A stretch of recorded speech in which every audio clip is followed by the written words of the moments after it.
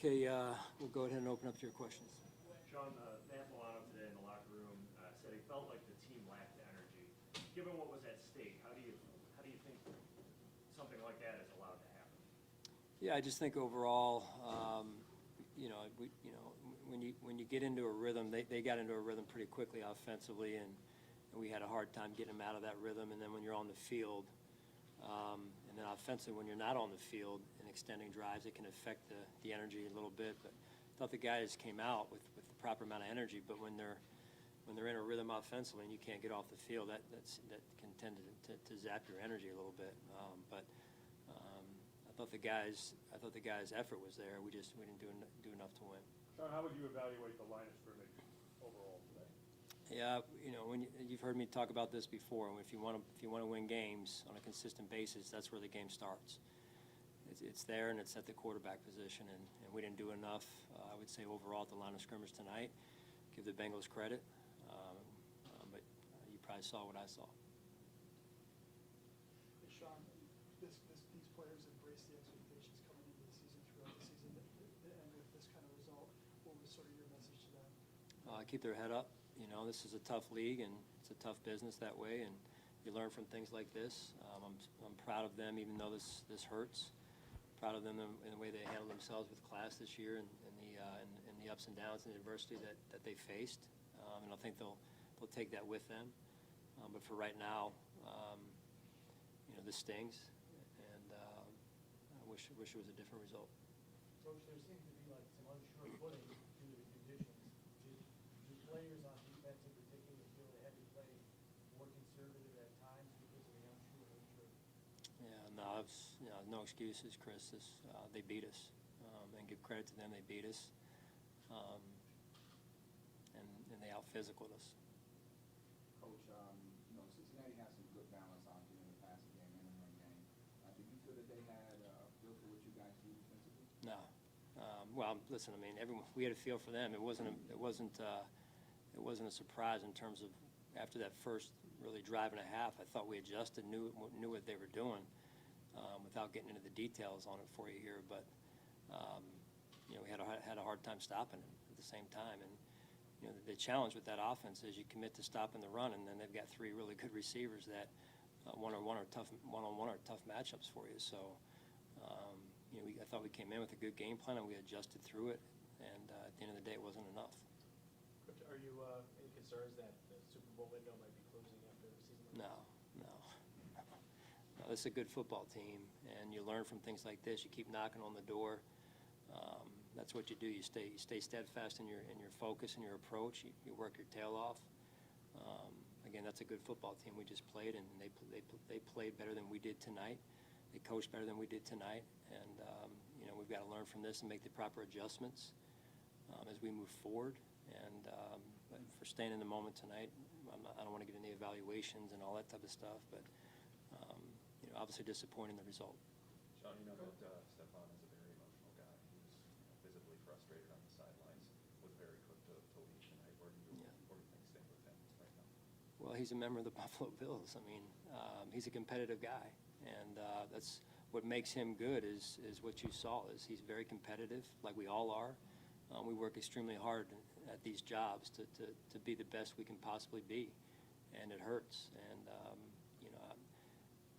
I wouldn't want a guy that it doesn't hurt, right? So he put it all on the line out there. We put it all on the line, and tonight it wasn't good enough. And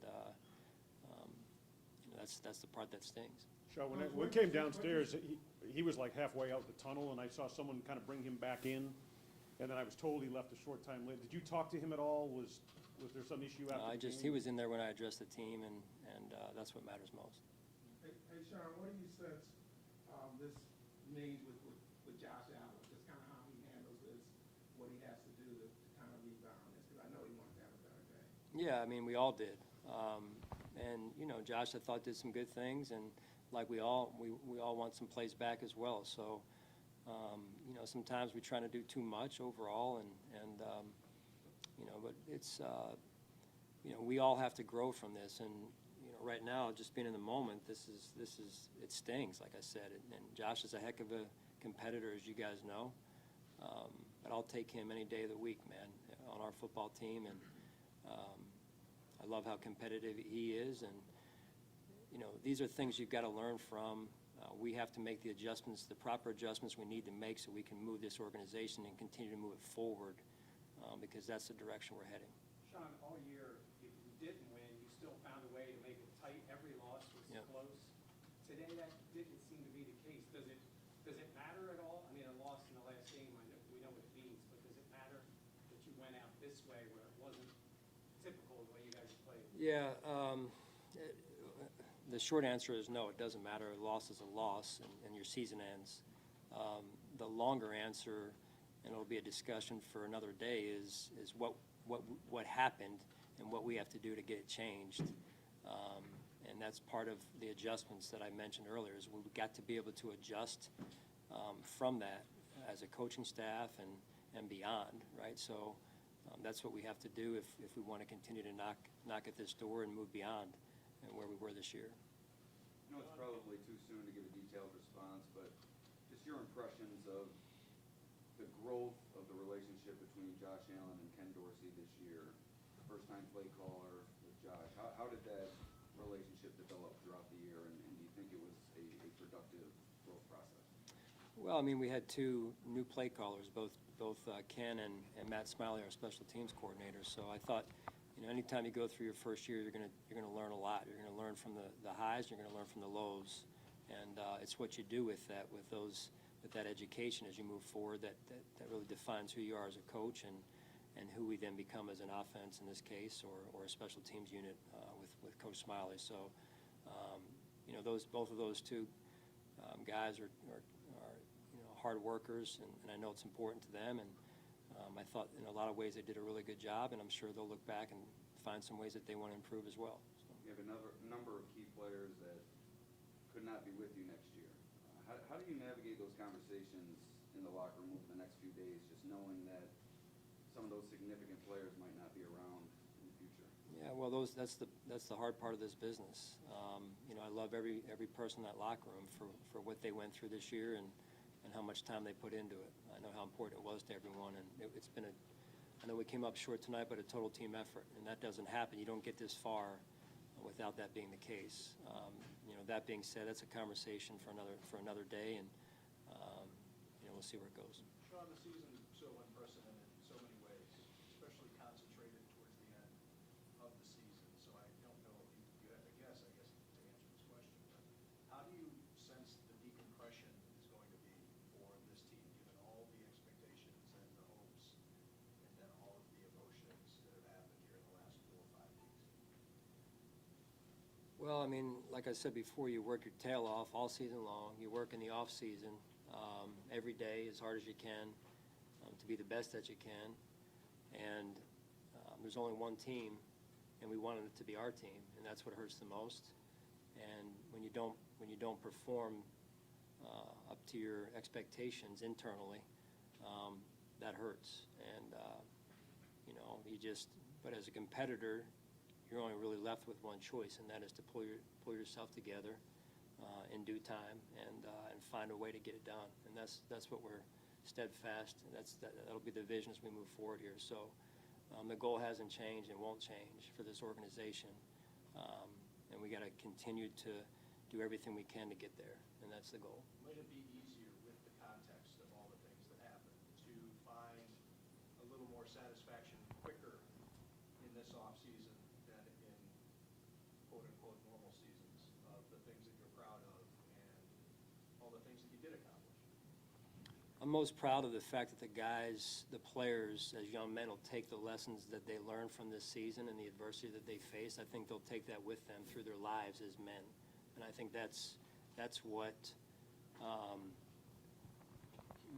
I think that's a byproduct of the season. The goal, though, is still to make it to and win the Super Bowl. So just kind of staying in buckets here. That's what stings the most. And but the sport does teach you lessons as a person, and I think they'll take that with them for sure. Sean, I suppose this relates to Tim's question, but Damar's presence here was an important part of the story. I know he interacted with your team in the locker room. What did that mean? What was said? What can you tell us about that? Yeah, just generally speaking, out of respect for the environment in there, Damar Damar was in the locker room pregame, and you know, his just him being in the locker room, his presence, I think was good for the guys, and also hopefully good for him. And I thought it was a pretty cool moment. The game wasn't trending the way we wanted it to, but when they put him on the big screen, and just a great moment, keeping perspective, of course, on where he was just a few weeks ago. So super happy for him, and thankful that his health is returning, and I know he'll continue to take it one day at a time. Hey, Sean, early on in the fourth quarter, you were deep in your own zone, you decided to punt on fourth down. What went into that decision? Yeah, just we had, without getting into strategy, had something dialed up there. They didn't give us the look that we wanted, and got called off. So on the fourth down situation, so we were going to look to be, I guess, moderately aggressive right there, but didn't also want to end the game right then and there either. Down 14, felt like still wanted to give us a chance. You know, thought we'd give ourselves a chance if it didn't get called and didn't get executed, but had something dialed up there, and just didn't get the look we were looking for, and then you know, we just offensively weren't on the field long enough, getting into a rhythm. They affected the quarterback, and we didn't affect their quarterback. And I think when you look at it in simple terms, that's what the game boils down to most of the time is when you can affect the opponent's quarterback, and they can affect your quarterback. And you know, I think that's what was going on a lot tonight. You mentioned not affecting the quarterback enough. Do you feel like you just didn't get enough, especially maybe from some of those young defensive linemen that you guys have been developing? Yeah, I'm not going to point it to just one deal. You know, you can start with me if you want to look anywhere. Just start with me. But overall, you got to be able to get pressure and affect the quarterback with 4. And I didn't think we did enough tonight overall, and give them credit. And they did some good things, and then flip it over to their side. They were affecting the quarterback at times with 4. But again, that's something we're going to need to look at as we move forward here. Sean, outside of a handful of plays a couple of weeks ago, this is the first time you've gotten a chance to go against Joe Burrow on the field, and Right. watch tape of him, I'm sure. But what did you see from him, and how good is he? He's a good quarterback. Again, to your point, you know, first real exposure to him over a true game here, and he's smart. And he got the ball out of his hands at time, and dumped the ball down to the back out of the backfield, and checked the ball down, and kept them on schedule. I thought that was good. And there was times where he held it and got the ball down the field. So they do a good job. He's extremely smart. Does a good job staying on schedule, and you know, they've got some pretty good weapons around him with those 3 guys in the back out of the backfield. And so again, give them credit, and you know, we'll again have to continue to work on our side of things. Sean, I know you don't like to make excuses all that often, but is there anything to just the cumulative effect of exhaustion of all the things you've gone through, getting to this moment and being somewhat drained? Yeah, no, this is what we work for. I told you guys that. I mentioned it the last couple of weeks. I appreciate where you're coming from, that Joe, but this is what you work so hard for all season, to get into the playoffs and to make a push and get to the Super Bowl and win it. So there's no second-place trophies. You do learn valuable lessons from this experience, and you put your head down and go back to work. Okay. All right, thanks, guys. Thanks, John.